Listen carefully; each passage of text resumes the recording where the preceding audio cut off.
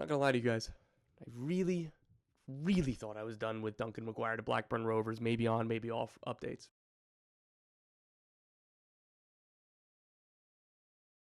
I didn't even set up the normal air quote studio. I just picked up my microphone and stood near my desk because this isn't getting that type of groundwork because I've done this video too many times. There's just too many. We got another one today. Poor Duncan McGuire. Poor Orlando. What the hell? Blackburn. Let's get into it.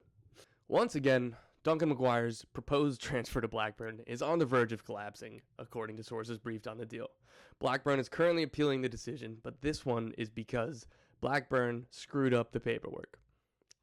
You really can't make this up. It's just the saga, the drama that'll never end. It just won't end.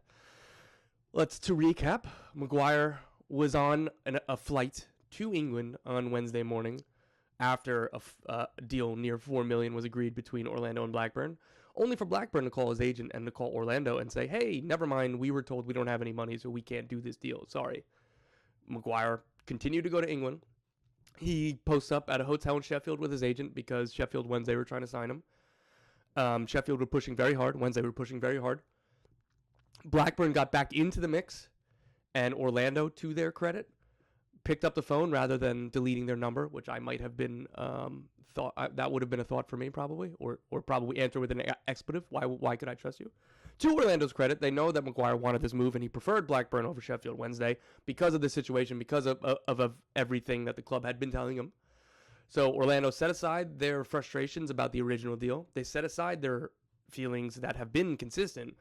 In a perfect world, they would not be losing Duncan McGuire this window. They are acquiescing to these deals because McGuire continues to push because he really, really wants this move, and the club didn't want to stand in his way once a fair offer kind of came through. So they agree a new deal. It's a loan with a purchase option. Orlando are going to get a $700,000 loan fee and a purchase option near $7 million because, hey, you guys screwed up, and for the hassle, price just went up. Sorry, is what it is. Supply and demand, deadline day. It's your fault. They agree that McGuire takes a cab with his agent from the hotel in Sheffield, the 2-hour trip to Blackburn. They arrive 5 or 6 hours before the deadline. That's plenty of time. Nothing should go wrong in that time period. Documents were being signed an hour and a half before the window closed. He did his medical a couple hours before that. He was signing all of the papers in Blackburn Rovers apparel. He was doing whatever media stuff he had to do for the club. That is way too much time before the deadline for something to go wrong. What we were told is that it's a clerical error, that it's had something to do with the paperwork, the registration. This happened last year to Blackburn. Lewis O'Brien was going to join the club on loan on deadline day, and they screwed up the paperwork and filed it too late because they had to make a change. And they appealed that too, and the appeal got denied, and Lewis O'Brien eventually went to DC United for a few months. So what happens now with Duncan McGuire? Still up in the air. Lawyers are appealing. We'll see what happens. I mean, just based on the history of it, I don't know if there's much optimism. He can't be, if the appeal is rejected, he can't be registered and play in England until the summer, when the summer transfer window. So for the rest of this season, he can't. So the smart money would be on, that means that the deal's done. It goes back to Orlando. The other thought is they could try to rework a new deal and have it as a permanent transfer, and then he's loaned back to Orlando or whatever. But, I mean, at this point, if you were Orlando City, why would you even talk to this team? So I don't know if that's going to happen.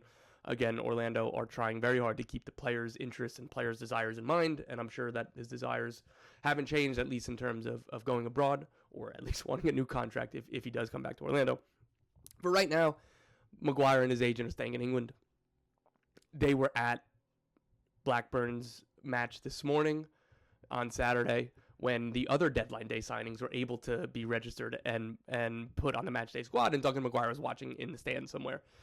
And the manager said, I can't talk about it. You should essentially ask the board. And he was very unhappy about the question and having to talk about Duncan McGuire, and said, hey, ask somebody else. Like, that was when I realized that the sources, like the stuff, the rumblings I heard that this story might not be over. I was like, oh my God, it's true. It's really happening. This is crazy. This is nuts. I feel so bad for the kid, man. Like, twice this move has been pulled out from under him. This is a sliding doors moment. You know, think about Lucho Acosta when his deal with PSG fell apart. And again, this one, nothing to do with Duncan McGuire, nothing to do with Orlando City. Like, they didn't, these two people, these two, I guess, entities didn't do anything wrong.